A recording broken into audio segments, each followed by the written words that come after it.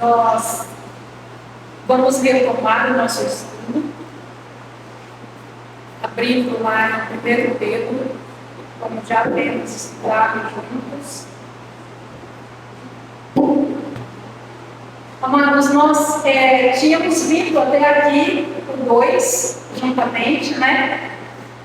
Então, o pastor encerrou o seu período de licença e retomou com vocês a partir do capítulo 2. E é interessante, eu estava vendo até na sexta-feira o irmão Samuel pregando lá no 40. É interessante ver como cada pessoa tem uma visão e uma aplicação do mesmo texto. Eu havia vindo aqui até o 2 e eu notei que para o irmão Samuel o que mais chamou a atenção no texto para ele, que ele até citou ontem, foi o cordeiro, conhecido com efeito antes da fundação do mundo. Que não foi a minha visão, que não foi a minha aplicação, mas que seria dele, provavelmente, assim como as aplicações feitas por cada pregador vai ser totalmente diferente, porque cada um tem uma visão, cada um tem uma experiência com Deus, cada um está vivendo um momento com Deus, e aquilo que a gente traz para transmitir aqui para vocês é aquilo que a gente está vivendo.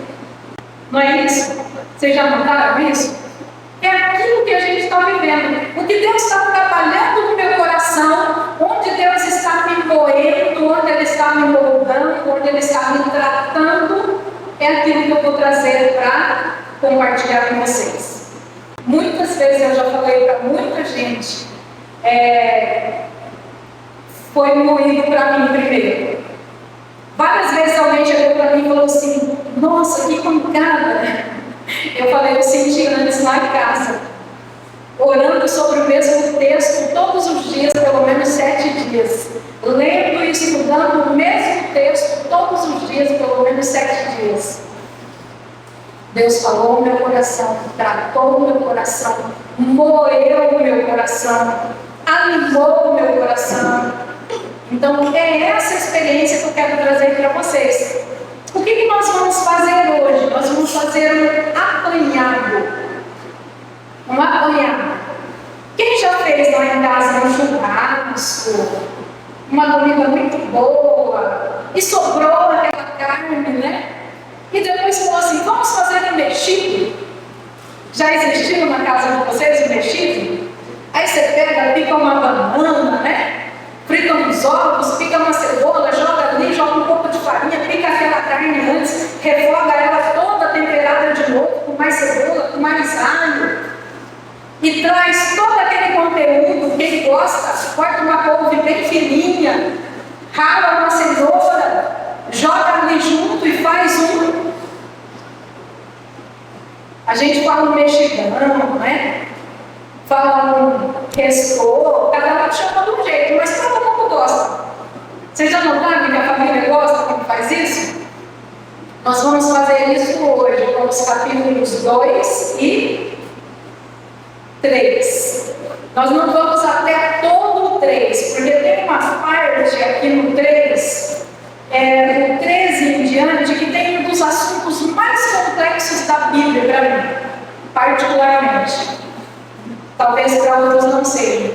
Muito, muito, muito, muito complexo, que exige um tempo sobre ele para que nós possamos discutir separadamente.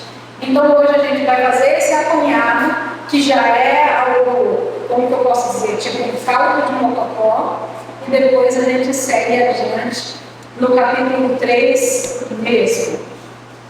Então nós vamos seguir, irmãos, começando com palavras específicas que tem nesses capítulos. No comecinho do 2, já me chamaram a atenção, já me fizeram pensar 2 palavras específicas, que são despojando-vos e desejar. Despojando-vos, lançando fora, e desejar. Aquilo que você vai buscar, que você vai correr atrás, que você vai procurar alcançar. E a primeira palavra é largando. tirando de você, jogando fora, lançando, se desfazendo. Duas palavras aqui de início me chamaram muita atenção. Coisas das quais eu devo me despojar, coisas das quais eu devo me desfazer e coisas que eu devo desejar. Coisas que eu devo querer muito. É desejar de qualquer forma? Desejar de que jeito? Ardentemente. O texto diz que é desejar ardentemente e ainda faz uma comparação. De que jeito? De que jeito? Como criança recém-nascida. A Adriana pode falar sobre isso, né, Adriana? Como é que um bebê recém-nascido deseja alimentação? Constantemente. Constante, é muito mamado durante o dia. É muito. E sabe o que o médico fala? Quantas vezes, mãe, você vai dar o peito para o bebê? Quantas vezes ele quiser. Eu não entendi, irmãos. Quando eu fiquei grávida e falaram para mim, olha, tem que ter um tratamento especial, porque o seio da mulher se fere, racha, dá problema, às vezes não consegue amamentar. Então você tem que fazer um tipo de esfoliação específica, usar um creme para que você não sofra tanto durante a amamentação. E eu pensava comigo, como que pode? Uma coisinha tão frágil, tão pequenininha, tão... Né, de que força, como que vai machucar? É a insistência. Um bebê recém-nascido deseja o leite com ardentemente. Então aqui Pedro está falando de coisas que não são importantes, que a gente tem que jogar fora, de coisas que até podem ser importantes, mas que a gente também tem que jogar fora, e de coisas que nós temos que desejar muito, muito, ardentemente, como um bebê. E daí ele lista essas coisas no capítulo 2 e no capítulo 3. O que ele está fazendo com isso, irmãos? Ele está trabalhando pessoas que saíram da sua nação, pessoas que estão vivendo uma fé nova, uma experiência nova, e tem que dar testemunho a uma nação pagã, onde eles estão morando agora. Eles têm que dar testemunho de como é que se vive, testemunho de como é que se trabalha, testemunho de como é que se serve, testemunho de como é que se é um marido cristão, testemunho de como é que se porta uma mulher cristã, para que todos possam ver. E para que todos possam ver? Para que o Evangelho seja proclamado e para que Deus seja glorificado. Então eu separei e vou ler para vocês, porque eu não me lembraria, todas as coisas aqui colocadas, ou quase todas, que nós devemos nos despojar e as outras que nós devemos desejar. Então vamos ver? Precisamos nos despojar da maldade, do dolo, da hipocrisia, da inveja, da maledicência, das paixões carnais, da malícia, das ameaças, do ultraje, da fútil vaidade, do abuso de força e poder, da insubmissão e da injúria. Essas são coisas que ele lista que nós temos que ir retirando, despojando, jogando fora. E há coisas que ele lista que devemos desejar. O que devemos desejar? O alimento espiritual. Devemos desejar experimentar a Deus, ser sacerdócio santo, procedimento exemplar entre os gentios, sujeição a autoridades humanas, liberdade verdadeira, a submissão, os servos e as mulheres, entregar tudo a Deus, também os servos e as mulheres, o homem viver o lar com discernimento, considerar os mais frágeis, tratar com dignidade e a todos os cristãos de forma geral, compadecer-se, ser amigo, ser humilde, ser misericordioso, bem dizer, apartar-se do mal, praticar o que é bom, procurar a paz. Procurar a paz. Está aqui uma enxurrada de coisas. Janete, eu vou lembrar tudo isso? Não. Claro que você não vai lembrar. Nem o que você deve despojar, que é menos, quanto mais o que você deve desejar, que é muito, muito mais. O que eu faço para viver isso aí então? O que eu faço? Pega lá todo dia e olha. Você tem a lista em casa. Você deve ter umas 3, pelo menos, lá em casa, Bíblias, não deve? Pelo menos umas 3? Irmão, se você não tem nenhuma, tá lá. Dá um jeito. Larga o sorvete, a pizza, o picolé e compre uma Bíblia. Compre uma Bíblia, instrução de vida, manual de vida. Ah, eu tenho, mas aqui não tem muito tempo para ler. Adianta? Adianta? Você compra a carne do churrasco e larga na geladeira? Eu tenho, tá lá, mas tá no freezer. Adianta? Não. E com a Bíblia é a mesma coisa. Tenha e use. Então, como é que eu vou lembrar o que eu preciso largar e o que eu preciso desejar? Estudando a Bíblia. Indo lá, conferindo, lendo, piscando lá com a caneta, de preferência. Marca lá tudinho. Coloca uma data se for necessário. Mas são só esses os verbos que chamam a atenção? Não. Absolutamente. Tem mais 2. Chegando-vos a ele, a pedra que vive, vocês também, pedras que vivem, são edificados. São mais 2 verbos, mas um é conjugado de forma passiva. Esses 2 ativamente, despojar e desejar. E aqui, chegando-vos, aproximando-nos de Deus, aproximando-nos do Senhor Jesus, a pedra viva, nós, pedras vivas, somos edificados. Eu gosto muito de trabalhar essa palavra, porque para nós não fica muito claro. Quando a gente fala em edificar aqui na igreja, a gente pensa em crescimento espiritual. Não é a primeira coisa que a gente pensa? Os dons são dados para quê? Para edificação do corpo. Mas se a gente perguntar para a nossa engenheira ali, o que é edificação? O que ela vai falar? Construção. Olha que legal, gente. Olha como ficou prático. Construção. Quando nós nos achegamos a Jesus, nós somos construídos. Nós somos construídos. Como é que se construía no tempo de Jesus? Tinha tijolo? Com o que construía? E pedra. Pedra. Jesus, pedra angular, pedra de construção. Eu acho muito legal a forma como Pedro cita Isaías. Eu sou apaixonada pelo ministério do profeta Isaías, apaixonada pelos textos, pelas coisas que Deus mostrava para ele. E você fica vendo aqui Pedro virando, mexendo, citando Isaías. E ele cita aqui a pedra, eis que ponho em Sião uma pedra angular, eleita e preciosa. Quem nela crê não será de modo algum envergonhado. Pedra de construção.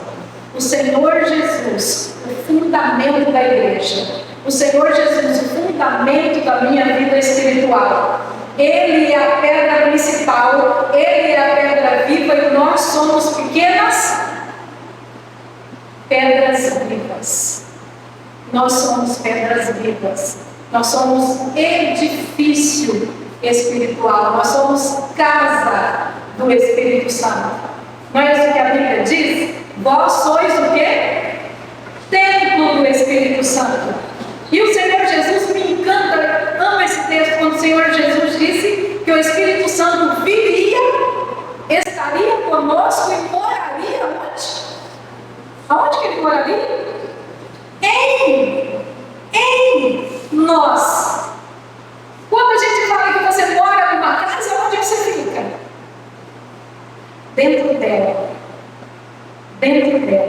o Senhor Jesus, a pedra viva, a pedra angular, eleita e preciosa, Ele vive dentro de nós e nos constrói uma vida melhor, constrói uma pessoa melhor, constrói um caráter melhor, constrói um servo melhor, um senhor melhor, um marido melhor, uma mulher melhor. E aí, fazendo uma apanhadão mesmo de todos esses capítulos, eu acabei separando algumas palavras que me chamaram muito a atenção, que são por quê, para quê, a fim de. Por quê, para quê e a fim de. Repete várias vezes. São 4 porquês, 4 para quês e 3 a fim de. Então, tudo o que Pedro está sugerindo aqui tem um propósito. Tudo que Pedro está ensinando aqui tem um propósito. Como é que eles foram recebidos como cristãos ali na Ásia Menor? Diferentões, ilegais talvez, uma seita, não chamavam o cristianismo no começo de seita. Eles eram mal vistos. E o que Pedro dá a entender aqui é que falavam mal deles. Falavam mal deles pelos costumes cristãos. Os judeus falavam mal e os gentios também. Então Pedro faz um esclarecimento de vida. Como é que você deve se portar diante da sociedade, diante das leis, diante do seu trabalho, diante do seu casamento e como irmãos na comunidade, como igreja. Tudo isso tem objetivos. Tudo isso a fim de, para quê e por quê. Vamos ver isso juntos? Eu gostaria que, se você não abriu, abrisse. Se você fechou, reabra. Deixe sua Bíblia aberta em 1 Pedro, capítulo 2, e nós vamos ver. Por que, para quê e a fim de. Todo mundo está lá? 1 Pedro 2:2 é por onde nós começamos. Então nós vamos nos despojar de alguma coisa, desejar outras coisas, para quê? Para que nós tenhamos crescimento para a salvação. Crescimento, uma obra, o que a gente mais quer ver numa construção é que ela cresça. As paredes aumentando, chegando ao teto, colocando o teto lá em cima. Assim também em relação à nossa salvação. Nós podemos simplesmente ser uma semente que caiu no chão, até brotou, mas ficou sufocada e não cresceu. Ficou ali mirrada, sem poder ir para frente. Nós precisamos desejar o crescimento para a salvação.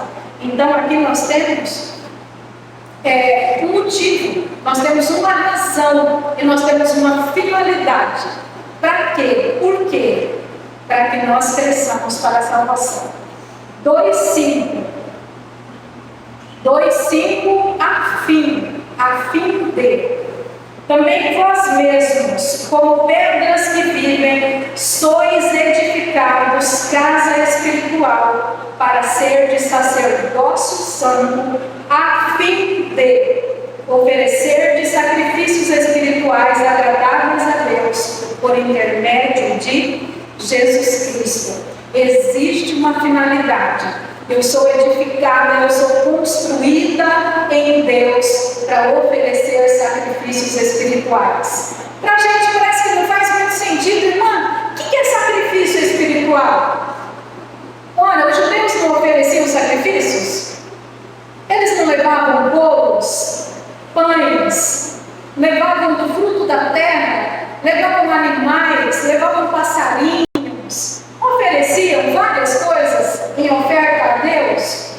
Aqui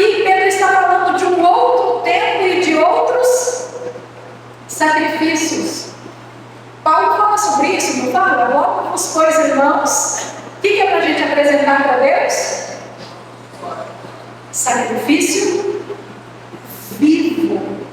Sacrifício vivo. Não estou pedindo para você trazer nada aqui e matar para Deus. Eu estou te pedindo um sacrifício vivo. O seu corpo, um sacrifício vivo. O seu culto racional. O Paulo fala desse sacrifício e fala de novo em Hebreus também. Ele fala de sacrifício de louvor. Sacrifício de louvor, de lábios que confessam o nome do Senhor. Nós também podemos oferecer sacrifícios? Nós também oferecemos sacrifícios a Deus? É claro, sacrifícios espirituais. Espirituais. Eu até iria mais longe, acho que eu já comentei aqui com vocês. Tem gente que fala assim, mas Deus não quer sacrifícios. Não faça isso, porque Deus não quer sacrifícios. Deus não vive de sacrifícios, né? Eu nem creio que isso seja algo. Mas tem alguma coisa que de repente é um sacrifício para você? Em relação a Deus? Eu vou fazer uma pergunta bem basiquinha. Você já orou sem vontade?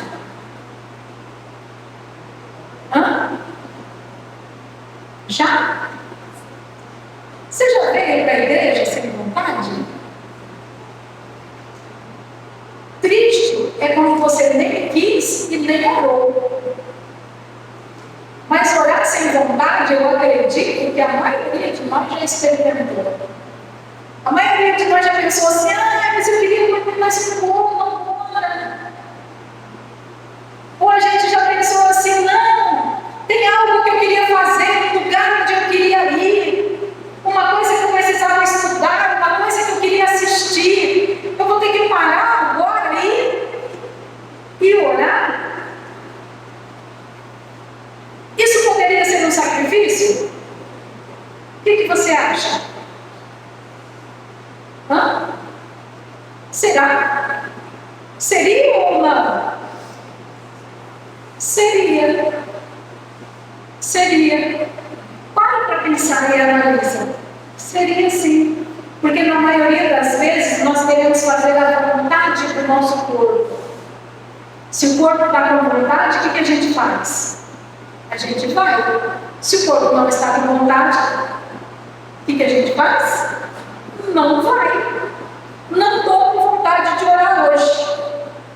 Não vou orar. Não estou com vontade de ler a Bíblia. Mas Deus fala comigo na Bíblia, mas eu não tenho vontade. Então eu não vou. Eu não vou ler porque eu não tenho vontade. Não estou com vontade de ir para a igreja hoje. Sabe quando que você vai ter vontade? Quase nunca. Porque, como diziam os antigos, para baixo, todo santo ajuda. Para cima é difícil. Você não vai ter vontade. Porque nós temos que negar a nós mesmos para seguir a Jesus. Você já entendeu esse mistério? Já entendeu?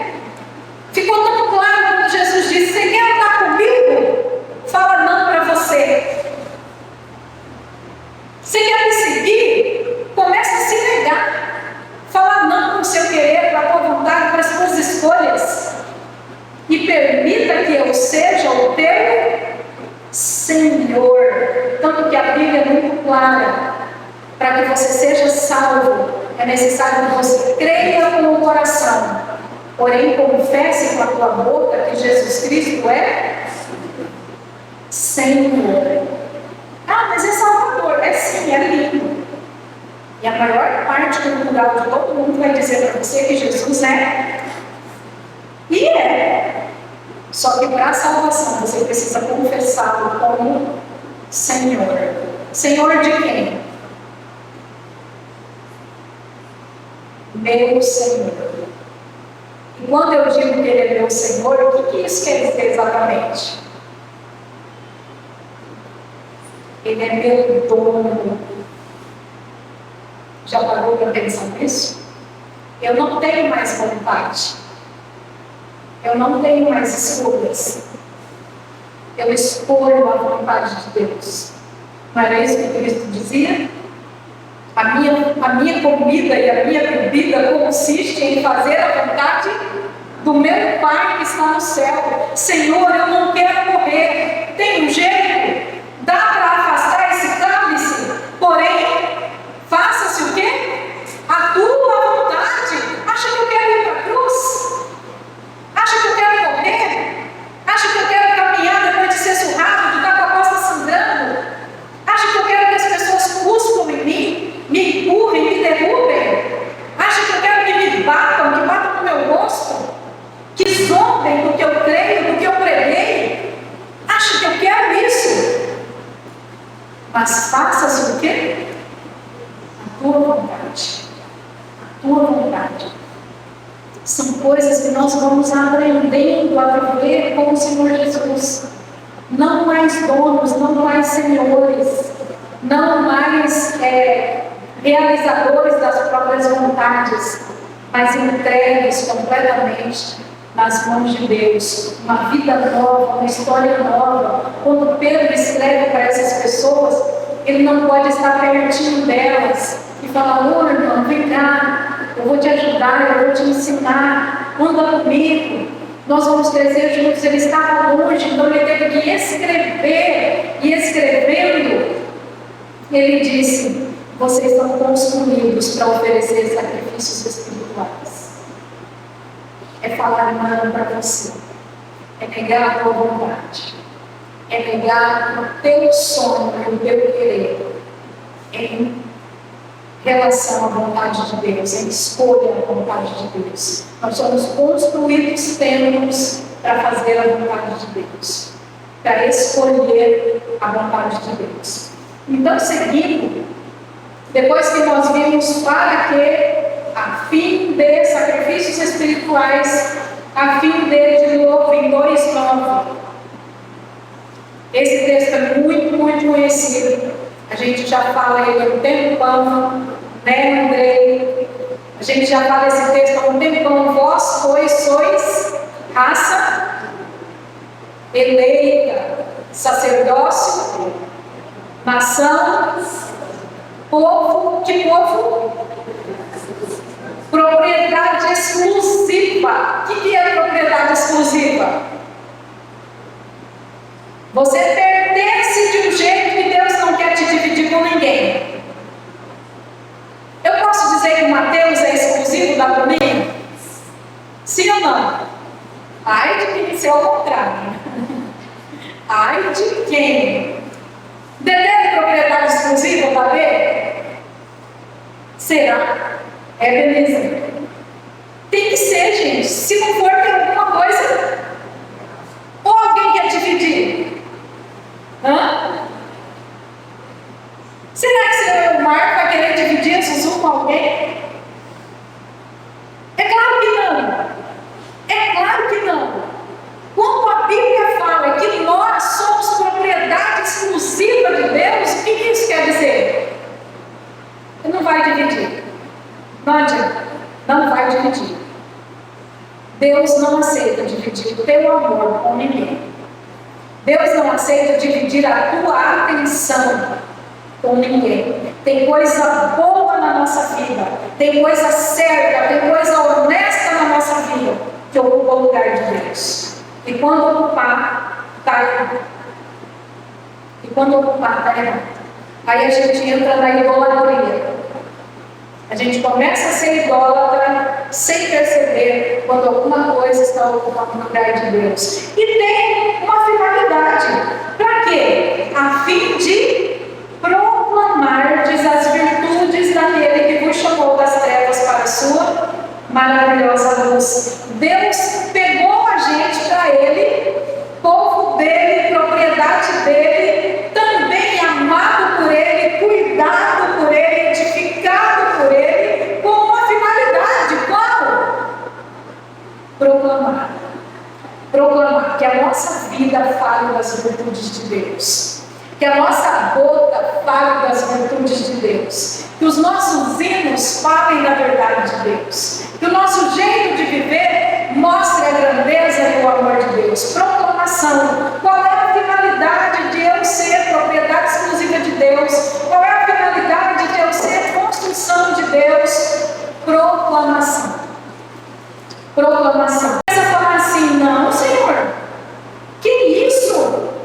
E lá, a Bíblia diz, né, em Mateus começa a dizer que Pedro começou a reprovar Jesus. Não fala uma coisa dessa, Senhor. Jamais, aonde o Senhor agora vai se entregar para sofrer, para ser surrado pelos outros, humilhado pelos outros? Que isso? O que Jesus falou para Pedro naquele dia? Ai, não é? Ai, que palavra dura. Arreda Satanás.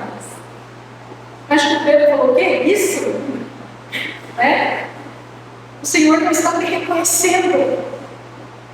Aqui o próprio Pedro, já tendo aprendido com Jesus e entendendo que Deus expiou o nosso pecado através do quê? Do sofrimento de Jesus, ele vai dizer, olha, é grato diante de Deus. É um sinal de gratidão quando você está disposto a sofrer por Deus. Ei, irmãos, quantos de nós estamos dispostos a sofrer por Deus? Quem de nós está disposto a sofrer por Deus? Na maioria das vezes a gente não quer sofrer por nada. Tudo hoje gira em torno do nosso bem-estar. Tudo. E o que nós mais queremos é bem-estar. Claro, gente, não é pouco.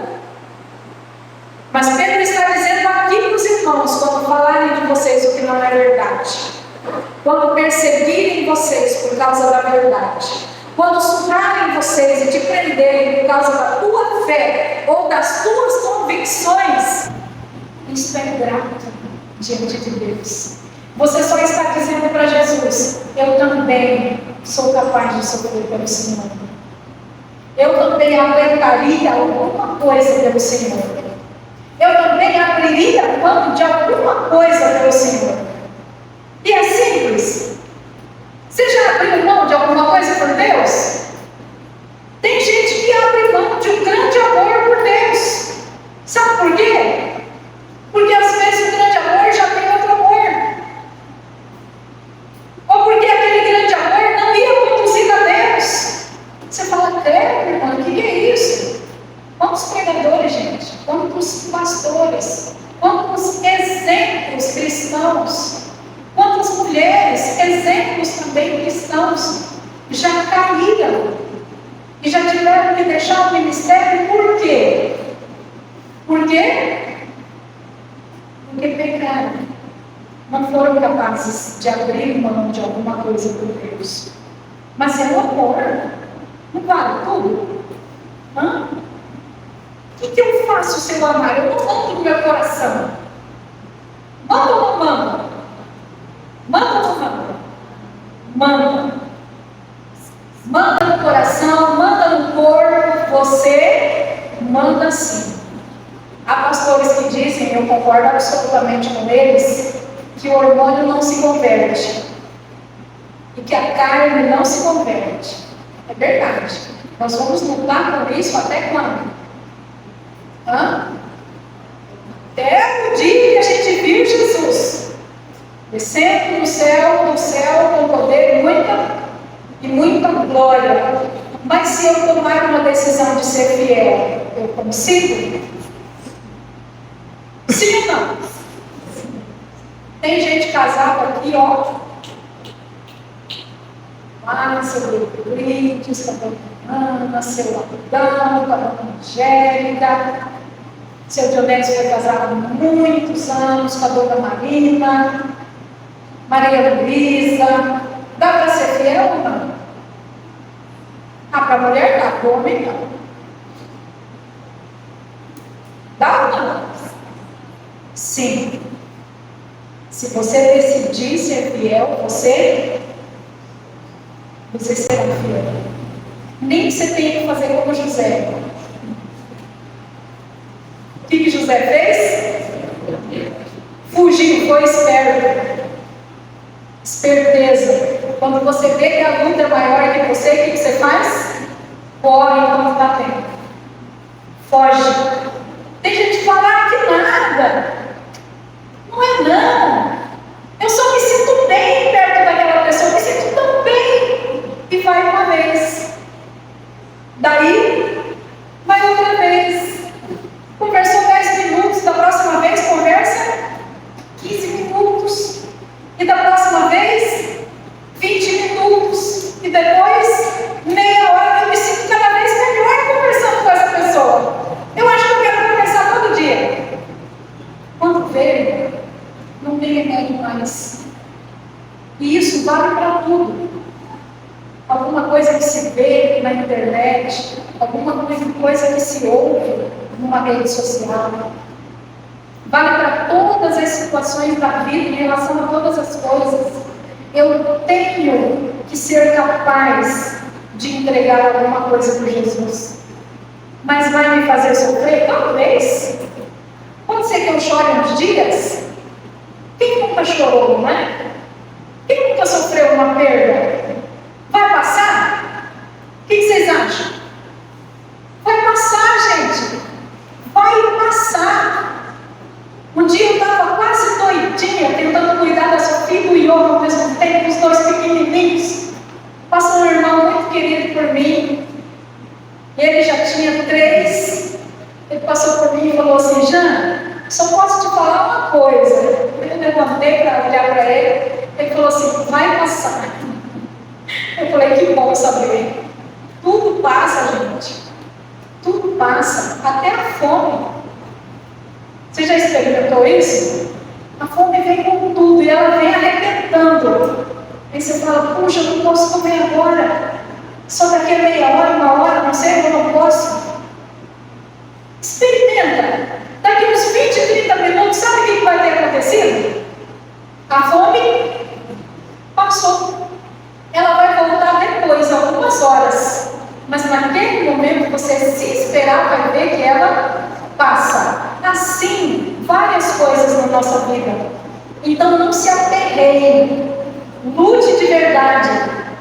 Lute de verdade. O que quer que seja que te afaste de Deus, não vale a pena mais que Deus. Não vale a pena mais que o reino dos céus. Não vale a pena. Então, é grato quando eu abro mão de alguma coisa por Jesus, porque Ele abriu mão de tudo por mim. Ele abriu mão do reino, da glória, da divindade, do trono, de toda a sua posição, para vir aqui sofrer o meu lugar. É grato a Deus quando eu faço isso. Agora, irmãos, vai falar da mulher. Fala do servo também, vai falar da mulher em igual situação, trata de submissão. E nós temos aqui na situação da mulher um para que também. Olha lá, 3:1. Mulheres, sede vós igualmente submissas ao vosso próprio marido. Igualmente está fazendo referência ao servo, que deve ser sujeito, submisso ao seu senhor, ao vosso próprio marido. Para quê? Para quê? Para que, se ele ainda não obedece à palavra, seja ganho sem palavra alguma por meio do procedimento da sua esposa. A esposa precisa ter uma conduta. A esposa precisa ter um comportamento diferenciado. O que é muito importante para o homem? Respeito e força. O que é muito importante para a mulher? Beleza aí? Formosura. É ou não é? Chama o homem de feio para ver se ele liga. Vai dar risada na sua cara. Fala que ele está gordo. Diga que ele é careca. Não está nem aí. Por quê? Atinge o homem? Hã? Não. Não atinge. Mas fala para a mulher. Fala para a mulher para você ver o que acontece. Vai dormir onde? Hã? No sofá, né? Fala para a mulher que ela está feia para ver. Fala para a mulher que ela está gorda. O importante para o homem, irmãos, força, respeito. importante para a mulher, beleza. E sabe o que Pedro está falando aqui? Mulher, você não ganha um homem com beleza. Como não, gente? Os homens são extremamente visuais.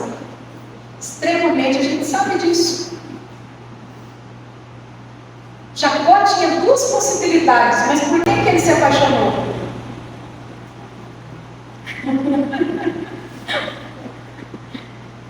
A gente não quer dizer, mas é verdade, não é? Pela mais bonita. E isso geralmente acontece? Hã? Mas e aí? Isso mantém um casamento? Quando Jacó foi ser enterrado, vocês sabem junto com os ossos de quem ele pediu para ser enterrado? Hã? Lia. Podem dar uma olhadinha lá depois. A beleza chama a atenção, a beleza atrai, a beleza traz uma paixonetezinha, mas ela mantém o casamento? Sim ou não? Se fosse assim, as sex symbols do nosso país estariam todas com o primeiro marido até hoje, né? Porque esse homem seria escravo do seu amor para sempre.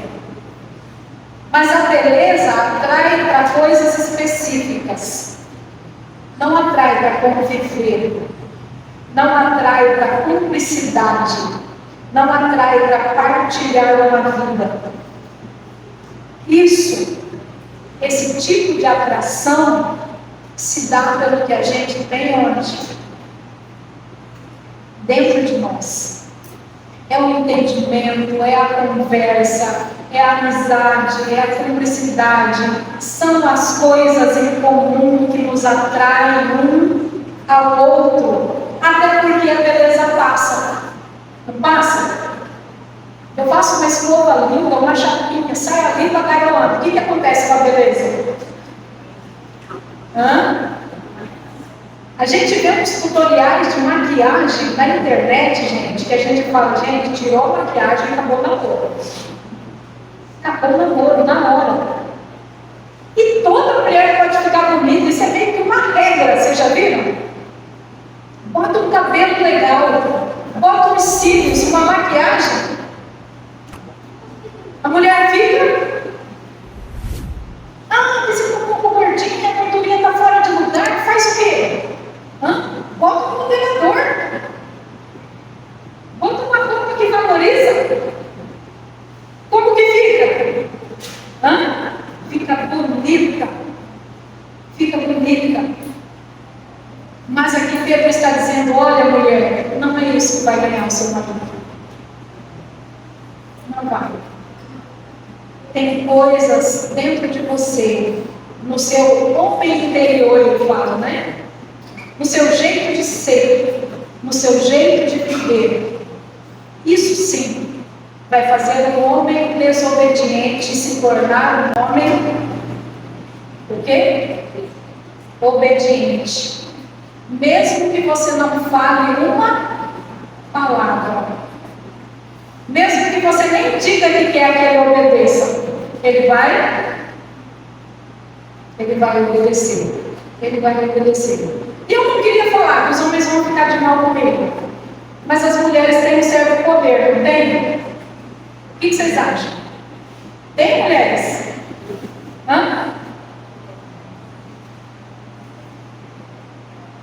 Adão fez o que a Eva queria? Sim ou não? Abraão fez o que Sara queria? Sim ou não? Sansão fez o que a Dalila queria? Sim ou não? Então, as mulheres precisam também ser inteligentes, né? E saber como se relacionar com o seu esposo. Saber aquilo que Deus lhe deu como habilidade, como poder, para viver em paz. Para viver em paz e ter harmonia dentro de casa. Sem a opinião de um se chocar com a opinião do outro. Vamos seguir que vamos falar do homem agora, o que diz? No texto do homem, gente, é interessante, no versículo 3, no capítulo 3, versículo 7, o texto do homem não tem um para quê ou um porquê. O texto do homem tem um porquê e um para quê. Tem dois. Olha só, 3, 7. Maridos, vós igualmente, ó, igualmente de novo, do mesmo jeito que o servo, do mesmo jeito que a mulher, vocês, marido, igualmente, vivei a vida como no lar, com discernimento, e tendo consideração para com a vossa mulher como parte mais frágil, tratai-a com dignidade, porque sois, olha aqui, porque sois juntamente herdeiros da mesma graça de vida, para que não se interrompam as vossas orações. O que o homem precisa fazer? Viver a vida comum do lar com discernimento. A gente nunca passa por discernimento, porque a gente nem superou a vida comum do lar ainda. É verdade ou não é? A maioria dos homens nem saiu do viver a vida comum do lar, nem chegou lá no discernimento. Por quê? Porque na maioria das vezes não sabe sentir a necessidade da esposa. Porque na maioria das vezes não sabe perceber. Não aprendeu, às vezes a gente tem que falar e repetir, ensinar e falar de novo. E a maioria das mulheres não quer uma coisa que foi conquistada porque teve que falar, ou teve que cobrar. Elas sonham com alguém que possa perceber, que saiba perceber. Eu ajudo a minha esposa, se for necessário. Quando for necessário. Quem que julga quando é necessário? Geralmente, para perceber que é necessário, ou a mulher vai estar arrastando ou vai ter que pedir. É preciso ter discernimento para viver a vida comum do lar. Discernimento. Vou dar só um exemplo para a gente seguir adiante. Esse mesmo conhecido meu, muito querido, amigo de muitos anos atrás, desde o tempo do MPI, que diz que passa, tudo passa. Ele tinha 3 filhos, e ele virava e mexia e dava uma bronquinha na esposa, que ela era atrasada. Vocês sabem por que ela atrasava? Quem sabe? Ela tinha que arrumar 3 crianças. Ele nunca colocava a mão numa criança dessa. Ele se fechava no quarto, ia orar, ia estudar, enquanto ela cuidava de todo o resto. E na hora de sair para a igreja, eles estavam apressados, atrasados, e ele bravo, porque ela era enrolada, atrasada. Ele viveu a vida com discernimento? É o nome de Deus. Cara legal, fiel, sincero, honesto. Estava indo para a igreja. Estava tendo discernimento? Mas ela não pediu. Ela não falou que precisava. Tem que falar. Discernimento. Para quê? Primeiro, por quê? Perdão. Por quê? Porque vocês receberam por herança a mesma graça de vida. Homem, a graça de vida que você recebeu não é melhor nem maior do que a graça da mulher. É a mesma graça de vida. Quando o Senhor Jesus morreu na cruz, Ele morreu pelos homens e pelas mulheres. Então os filhos são só dela? Não. A obrigação é só dela? Não. É claro que não. E depois tem um para quê? Para quê? Para que não se interrompam as vossas orações. No dia que você sai de casa, brigando com a esposa, que ela é atrasada, que ela é enrolada, porque demorou para vestir 3 crianças, e você chega afoito na igreja para adorar e orar. orações serão ouvidas? O que é que diz esse texto aqui? Para que não se interrompam as vossas orações. A sua comunhão com Deus depende de você viver a sua vida no lar com discernimento. Com discernimento. Você tem que discernir.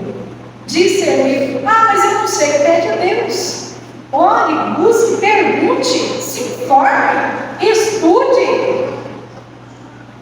Faça alguma coisa para que as tuas orações não sejam interrompidas diante de Deus.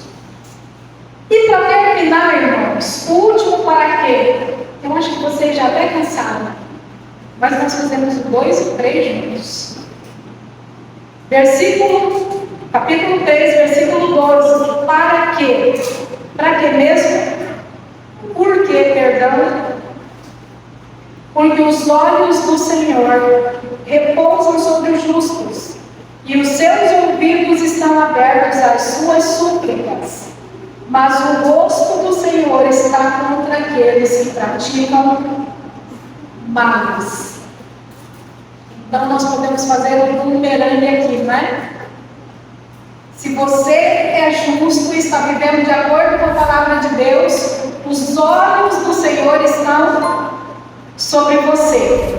Os ouvidos do Senhor estão atentos a você. Mas se você está praticando males, o rosto do Senhor está contra você. Então, o que nós não podemos entender disso? Existe também uma razão, um motivo e uma finalidade muito forte? Sim. A Bíblia diz que quando eu pratico justiça, aliás, em Isaías, eu estou começando a orar e Deus já está respondendo. Eu estou começando a falar e Deus já está vindo com a providência, a menos que Ele esteja me tratando em algum tempo. Porque os olhos dele estão fixados em mim, Ele sabe tudo que eu preciso. Porque os ouvidos dele estão atentos a qualquer barulhinho meu. Mas se eu estou praticando nada, se o rosto dele está virado, o rosto dele está contra mim. Pode ser que eu clame e ele não esteja olhando. Pode ser que eu chore e ele não esteja ouvindo. Isaías também fala disso. A mão do Senhor não está encolhida. O ouvido do Senhor não está surdo. Mas os nossos pecados fazem o quê? Separação entre nós e o nosso Deus. Então temos motivos para viver uma vida diferente? Temos motivos para viver uma vida de obediência? Temos motivos para fazer o melhor para Deus? Temos. Temos, irmãos. Temos motivos? Temos. Não, irmão, mas eu estou aqui todo domingo. Eu venho à igreja. Eu frequento. É suficiente? É? Não é. Depende de como a gente vem, depende de para que a gente vem. Depende de como a gente fica aqui dentro. A gente pode estar aqui sem estar aqui. Não pode? O que vocês acham? Pode ou não? Pode. Pode. Tem gente que senta ali e conversa o tempo todo. O culto inteiro. Está aí? Não. Claro que não. Tem gente que está no lugar onde Deus chega para receber a adoração e não é capaz de ter reverência, respeito. Nem se dá conta da presença de Deus. Para ele ou ela, Deus nem está ali. É suficiente? Não. Nós temos motivações interiores, nós temos sentimentos, nós temos coisas que podem demonstrar tudo diferente do que está do nosso lado exterior. Nós precisamos vestir a atitude, vestir o sentimento do coração, vestir o propósito. Deus nos sonda e nos conhece, e Ele pesa a intenção do nosso coração. Ele sabe todas as coisas, e Ele trabalha tudo isso em nós. Tudo isso em nós. É real? É. Então nós vimos hoje 4 porquês, 4 para quê e 3 a fim de. Tudo, capítulo 2 e capítulo 3 de 1 Pedro. Nós vamos continuar no capítulo 3, no próximo domingo, agora uma mensagem mais curta, mais enxuta, como eu sempre costumo fazer, trabalhando somente o assunto daqueles versículos, se não me engano, do 18 ao 22, do 13 a 22, uma coisa assim. Irmão, estuda em casa, ora, vem para cá já sabendo do que se trata, porque o assunto é maravilhoso e é complexo. Ali Pedro está dizendo que o Senhor Jesus pregou a espíritos em... Você já leu isso outro dia? Você sabia que o Senhor Jesus pregou para espíritos em prisão? Misericórdia, né, irmãos? Vamos estudar, vamos orar, vamos dispor nosso coração na presença de Deus para aprender um pouco mais da palavra. Amém?